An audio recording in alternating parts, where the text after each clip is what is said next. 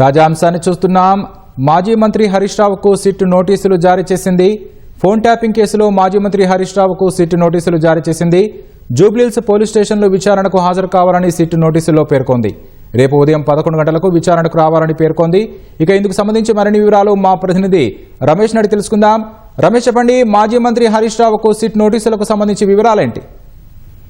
Phone tapping కేసులో ఇప్పటికే చాలా మందిని ఇటు రాజకీయ నేతలకు సంబంధించి కూడా విచారించిన సంగతి తెలిసింది. అయితే తాజాగా బీఆర్ఎస్ నేత కీలక నేతగా ఉన్న మాజీ మంత్రి హరీష్ రావు కింద ఈ రోజు తన ఇంట్లో సిట్ అధికారులు నోటీసులు అయితే ఇవ్వడం జరిగింది. ఈ నోటీసులో ప్రధానంగా రేపు ఉదయం జూబ్లీహిల్స్ పోలీస్ స్టేషన్ వచ్చి విచారణకు హాజరు కావాలని చెప్పి కూడా ఆ నోటీసులో పేర్కొనడం జరిగింది. ఇప్పటికే ఈ కేసుకు సంబంధించి కూడా ప్రధాన నిందితుడిగా ఉన్న ఎస్ఐబి మాజీ చీఫ్ గా ఉన్న ప్రభాకర్ రావుకు సంబంధించి కూడా సుప్రీంకోర్టు ఆదేశాలతో దాదాపు 15 రోజుల పాటు కూడా అతన్ని సుదీర్ఘంగా కస్టల్ విచారణలో కూడా అతనైతే విచారణ కొనసాగించడం జరిగింది. దాంట్లో కొంతవరకు సమాచారం అధికారులు చేపట్టినప్పటికీ దానికి సంబంధించి కూడా పూర్తి స్థాయిలో ఇంకా ఆ కేసు సంబంధించి కూడా సుప్రీంకోర్టులో వాటి నివేదికను కూడా ఇటు సిట్టు అధికారులు అయితే సమర్పించడం జరిగింది. అందులో భాగంగానే ఈ రోజు మాజీ మంత్రి హరీష్ రావుకు సంబంధించి కూడా అతని పాత్ర పైన ఏంటనే దాని మీద ఒక స్పష్టమైన విచారణ కూడా కొనసాగించే అవకాశం ఉంది. దీంట్లో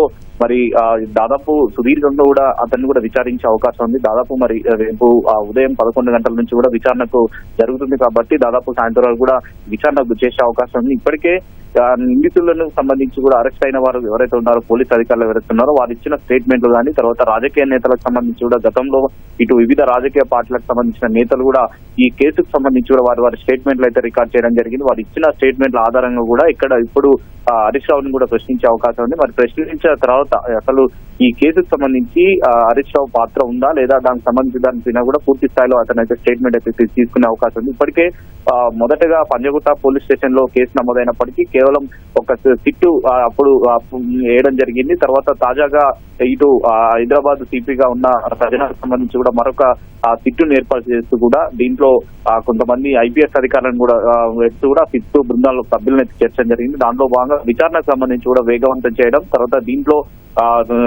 గత వారం సంబంధించి కూడా చూస్తున్నట్లయితే బీఆర్ఎస్ ఎమ్మెల్సీగా ఉన్న నవీన్ రావును కూడా విచారించడం జరిగింది. విచారణలో భాగంగా కొంతవరకు సమాచారం రాబట్టడం జరిగింది. నవీన్ రావుతో పాటు అతని తండ్రికి కూడా ఇటు అతనికి నోటీసులు సర్వ్ చేయడంతో కూడా అటు నేరుగా అతని ఆరోగ్య సమస్యలు దృష్టిలో పెట్టుకొని నేరుగా సిట్ అధికారులకు సంబంధించి నేరుగా ఇంటికి వెళ్లి అతని స్టేట్మెంట్ కూడా రికార్డ్ చేయడం జరిగింది. ఇదంతా కూడా సిట్ అధికారులు ఈ కేసుకు సంబంధించి కూడా పూర్తి స్థాయిలో అందరినీ సంబంధించి ఆ స్టేట్మెంట్ రికార్డుతో పాటు మరి అదనపుగా మరొక ఛార్జ్ షీట్ వేయాలి, తర్వాత ఛార్జ్ షీట్ కి సంబంధించి కూడా పూర్తి స్థాయిలో వివరాలు తీసుకోవాలని చెప్పి కూడా సిట్ అధికారులు భావిస్తున్నారు. కాబట్టి దాంట్లో భాగంగానే ఇటు మాజీ మంత్రి హరీష్ రావుకి అయితే ఈ రోజు సిట్ అధికారులు అయితే నోటీసులు ఇచ్చినట్టు కూడా అధికారులు అయితే ధృవీకరించడం జరిగింది. దానికి సంబంధించి మరి అధికారులు రేపు అసలు ఎవరి నేతృత్వంలో కూడా ఈ హరీష్ రావుని విచారించే అవకాశం ఉంది. ఎందుకంటే ఇప్పటికే గతంలో వెజ్ జోన్ డీసీపీగా పనిచేసిన విజయ్ కుమార్ సంబంధించి కూడా ఈ కేసులో చాలా విచారణ అధికారిగా గతంలో అనేక మంది రాజకీయ నేతలు కానీ పోలీస్ అధికారులకు సంబంధించి కూడా పూర్తి స్థాయిలో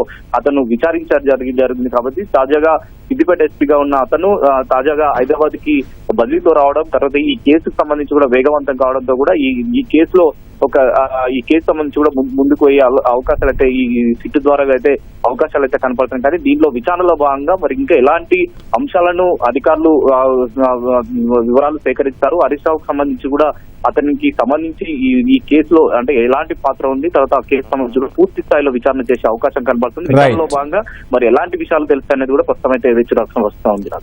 ధన్యవాదాలు రమేష్.